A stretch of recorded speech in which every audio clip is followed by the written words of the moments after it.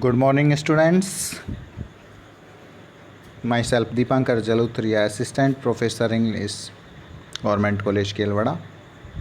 Our today's topic is an elegy written in a country churchyard. I have shared 3 parts of this elegy before this video, and this video related to BA Part 2, Paper 1, English Poetry and Drama. If you like the video, please like and subscribe my channel and press the bell icon so that you may get the upcoming videos.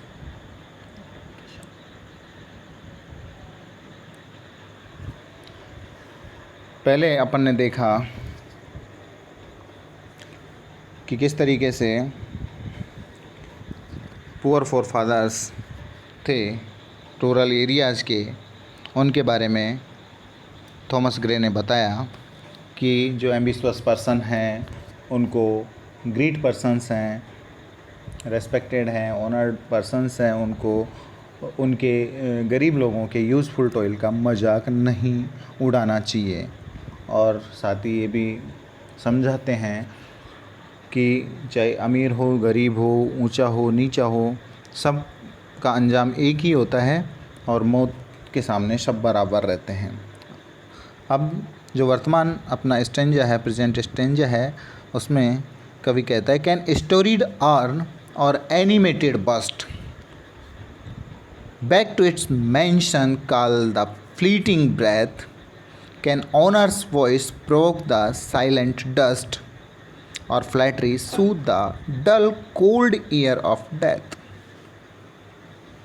Can storied urn, storied urn का मतलब होता है एक ऐस रखने का, जो जिसमें मतलब मृत आदमी की हड्डियां और राख रखी जाती है, उसको कहा जाता है अर्न। तो स्टोरीड का मतलब जिसके ऊपर कुछ इंस्क्रिप्शन लिखा हुआ हो, कुछ लेख लिखा हुआ हो।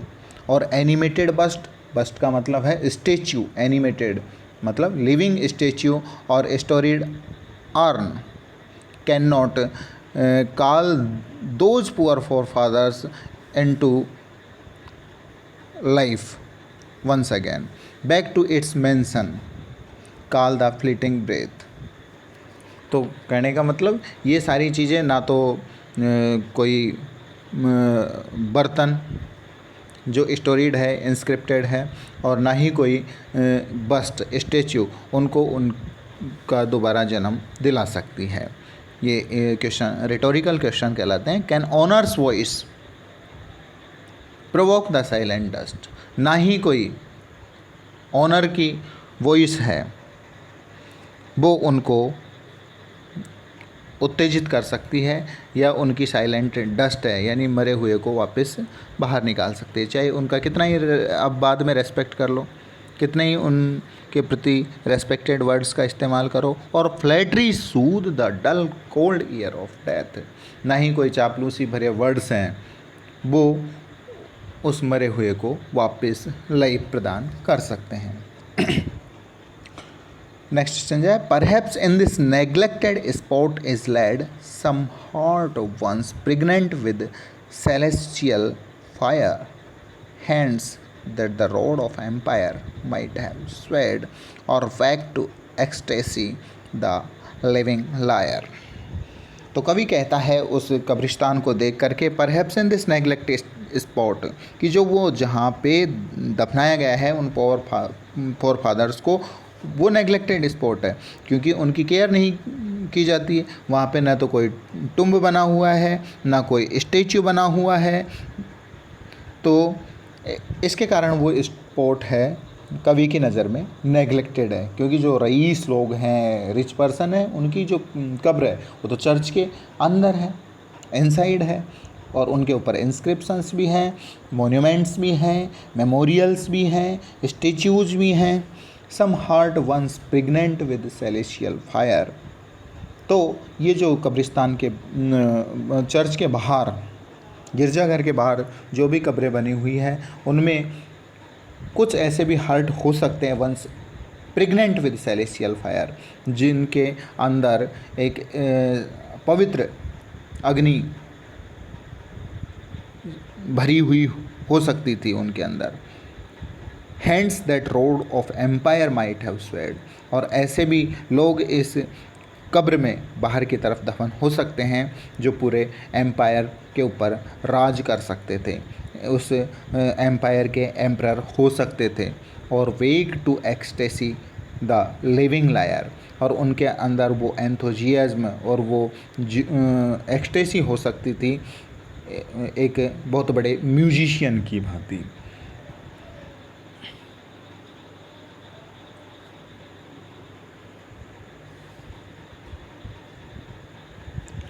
नेक्स्ट स्टेंजा है, but knowledge to their eyes her ample page, rich with the spoils of time, did never unroll. Chill penury repressed their noble rays and froze the genial current of the soul. But knowledge to their eyes, her ample page, लेकिन जो knowledge थी, the vast and rich store house of knowledge gathered after years of toiling labour was unknown to them. कहने का मतलब यही है कि जो नॉलेज है वो उनके पास नहीं थी, जो कठिन मेहनत के बाद में अर्जित की जाती है, क्योंकि उनको वो प्लेटफॉर्म नहीं मिल सका, वो मौका ही नहीं मिला, वो ओकेजन ही नहीं मिला। Rich with the spoils of time did never unroll, जो बड़ी मेहनत करने के बाद में नॉलेज लोगों को मिलती है तो वो अवसर तो उनको मिला नहीं। Chill penury repressed their noble rage, और जो पेन्योरी है, उनकी पॉवर्टी है, वो उनके रास्ते में आड़ी आ गई। उन्होंने उनकी जो डिजायर्स थी, उनके जो एम्बिशन थे, उनको सप्रेस कर दिया, रिप्रेस्ड कर दिया। They are denied the benefits of education, उनको वो एजुकेशन का लाभ मिल ही नहीं पाया जो कि बुक्स के अंदर समाहित था। And froze the genial current of the soul, वो अपनी पूरी ज़िंदगी के अंदर हमेशा अज्ञानी बन करके रहे, क्योंकि कोई ज्ञान तो था ही नहीं उनको, और अज्ञानतावश उनकी जो साहस था और उनकी जो हर्ष पूर्ण जो आत्मा थी, उनको डैम्प कर दिया गया। रिज़ल्ट यही हुआ कि वो अपने टैलेंट्स को रियलाइज करने में असफल हुए और अज्ञात रूप से, ऑब्सक्योर रूप से जिए अपनी ज़िंदगी को, और अज्ञात रूप से ही मर गए। नेक्स्ट स्टेंजा है, full many a gem of purest ray serene, the dark unfathomed caves of ocean bear, full many a flower is born to blush unseen and waste its sweetness on the desert air। Most important stanza इस poem का है और अक्सर exam में explanation के तौर पे पूछा जाता है।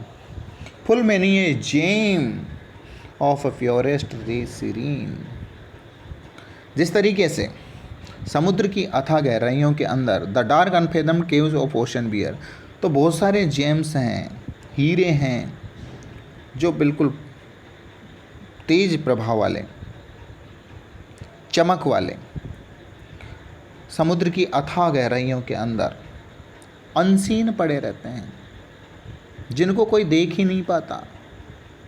ऐसे हीरे थे वो, ऐसा टैलेंट था, लेकिन एक ही कमी रह गई उनके पास, प्लेटफॉर्म नहीं मिल पाया अपनी गरीबी के कारण। जिस तरीके से अमीर लोगों को मौका मिलता है, वैसा मौका उनको नहीं मिल सका, नहीं तो वो भी बहुत ही टैलेंटेड पर्सन थे और उसी ओशन के जेम के समान थे। Full many a flower is born to blush unseen and waste its sweetness on the desert air. कवि आगे कहता है थॉमस ग्रे कि बहुत सारे फूल जिस तरीके से रेगिस्तान में खिलते हैं, उनकी सुगंध लेने वाला कोई नहीं होता है, मुरझा जाते हैं अनसीन, क्योंकि उनको देखने वाला कोई होता ही नहीं है, कोई ऑनलुकर उन होता ही नहीं है जो उनको देख सके, उनको एप्रिशिएट कर सके, उनकी अप्रेजल कर सके। तो उनकी जो स्वीटनेस है, उनकी जो सुगंध है, वो उस मरुस्थल के अंदर, डिजर्ट के अंदर, डिजर्ट एयर के अंदर चली जाती है, वैसे ही उड़ करके।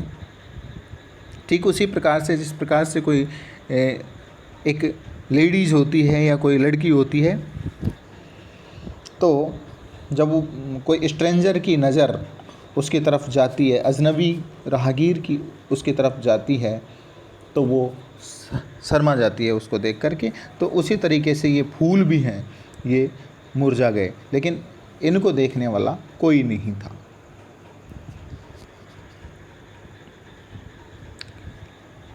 Next stanza, some village Hampton that with dauntless breast the little tyrant of his field with stood, some mute inglorious Milton here may rest, some Cromwell guiltless of his country blood। तो कवि कहता है कि ये जो church के बाहर जितने भी ग्रेव्स हैं गरीब लोगों की, रस्टिक पुअर फॉर फादर्स की, उनमें कोई हैम्पटन हो सकता है। अगर हैम्पटन की बात करें तो ये एक हिस्टोरिकल पर्सोनेज था, जॉन हैम्पटन, जो एक बहुत बड़ा इंग्लिश नेता था, जिसने 1636 में चार्ल्स फर्स्ट को टैक्स देने से मना कर दिया, और इसके कारण, इस अपोजिशन के कारण उसको अरेस्ट किया गया और फाइन किया गया। बहुत सारे युद्ध उसने लड़े, लेकिन जो उसका अंतिम युद्ध था, सेलग्राव फील्ड का युद्ध, उसमें उसकी मौत हो गई। तो ऐसा भी हैम्पटन हो सकता है इन ग्रेव्स के अंदर। दैट विद डाउंटलेस ब्रेस्ट, जो बिल्कुल साहसी हो सकता था, जो मतलब अपने अधिकारी या राजा के खिलाफ जाकर उसके अगेंस्ट में खड़ा होने की हिम्मत रखता हो। The little tyrant of his field with stood, जो अपने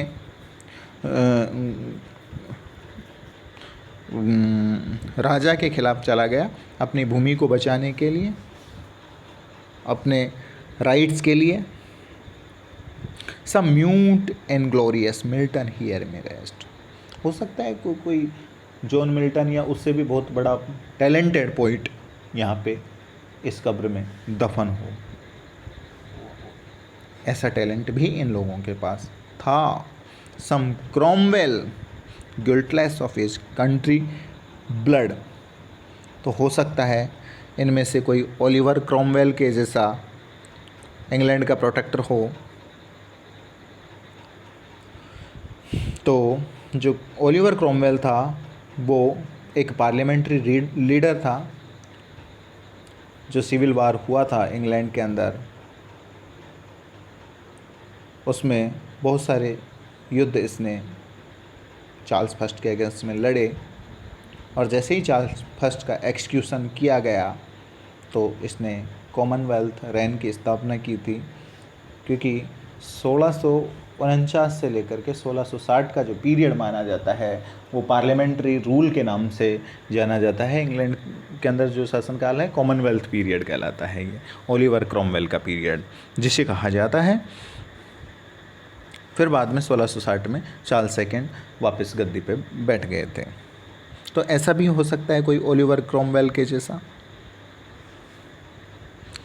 गिल्टलेस ऑफ हिज कंट्री ब्लड, जिसने बहुत सारी लड़ाइयाँ लड़ी और बहुत ही ब्लड शेड किया, खून खराबा किया, मार काट की, लेकिन ये बेचारे जो गांव के लोग थे ये क्या थे, बिल्कुल गिल्टलेस थे।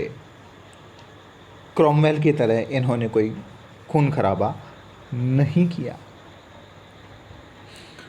The applause of listening senate to command, the threats of pain and ruin to despise,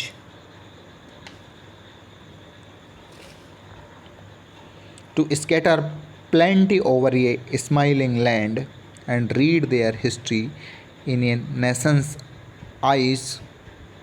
Their Lord forbade nor some circumscribed alone their growing virtues, but their crimes confined, forbade to wed through slaughter to a throne, and shut the gates of mercy on mankind.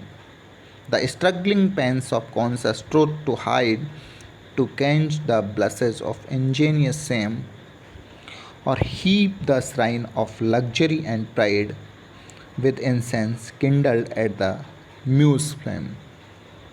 तो ये जो 16, 17 और 18 stanza है, इनके अंदर कवि बताना चाहता है कि उनका जो दुर्भाग्य था उन सिंपल विलेजर्स का जो मर चुके हैं, उनको वो अवसर नहीं मिला ताकि वो ख्याति प्राप्त हो सके, चूँकि वो गरीब थे और परिस्थितियाँ उनके बस में नहीं थे।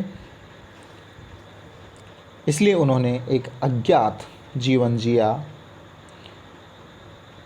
ना तो वो कोई पार्लियामेंट के मेंबर बन सके और ना ही कोई हाई पोस्ट को अचीव कर सके। अपने ओरेशंस का भी उन्होंने कोई डिस्प्ले नहीं कर पाए, ना ही पॉलिटिकल कोई उनका कैरियर रहा। कोई ऐसा अवसर नहीं था जो हैम्पडन की तरह वो विरोध कर पाते, सीनेट्स की कमांड हासिल कर पाते और जो तानाशाह लोग थे उनके शासन का अंत करते। ऐसा कोई मौका उनको मिला ही नहीं कि जो राजा ने कोई टैक्स लगा दिया उसके खिलाफ चले गए, अगेंस्ट में चले गए। ना कोई उनको सम्मान मिल सका, कोई सेटिस्फेक्शन मिल सका, क्योंकि उनकी जो गरीबी थी, उस गरीबी ने उनके वर्च्यूज को क्या कर दिया, सप्रेस कर दिया। और उनको इसके साथ साथ बचा लिया कोई घिनौना क्राइम करने से। वर्च्यूज़ तो चेक हो गए उनके, लेकिन इसके साथ साथ उनके क्राइम्स भी कन्फाइन हो गए। अगर कोई ऐसी क्वालिटीज़ लेते और ऊंचे घराने में पैदा होते तो डेफिनेटली वो कोई क्राइम करते, किसी राजा के अगेंस्ट में जा सकते थे, वो किसी राजा के टैक्सेशन का विरोध कर सकते थे वो। और जिस तरीके से एम्बिशियस पर्सन होते हैं वो तुच्छ मीन्स का सहारा लेते हैं अपने लक्ष्यों की प्राप्ति के लिए, ऐसा सब कुछ इन्होंने नहीं किया, जो कि गलत होता है। नहीं कोई किसी की चापलूसी कर करके हाई पोजीशंस, हाई रैंक को हासिल किया। सारी जो उनकी सेंस था सेम और सेल्फ रेस्पेक्ट का, लूज नहीं किया। They compose poems full of flattery to honor the rich and great men so that they may get their patronage. तो जो चापलूस क्या करते थे, ग्रे यहाँ पे अपने जो कंटेम्प्रेरी राइटर्स हैं, पोइट्स हैं, उनके बारे में एक तीखा प्रहार कर रहा है, कटाक्ष करते हुए कहता है कि लोग बाग फ्लैटरी कर करके राजाओं का संरक्षण प्राप्त करते हैं, उनके दरबारी कवि बन जाते थे। और जो कि दरबारी कवि की बात आ रही है, कोर्ट पोइट्स की बात आ रही है, तो इससे पहले जो पीरियड चलता था स्यूडो क्लासिकल एरा या स्यूडो क्लासिकल पीरियड, जिसमें ड्राइडन का पीरियड मान सकते हैं अपन, पोप का मान सकते हैं, जॉनसन के में तो ये आ ही गए थे, थॉमस ग्रे। तो ये उनके ऊपर कटाक्ष कर रहे हैं कि उन्होंने क्या किया है।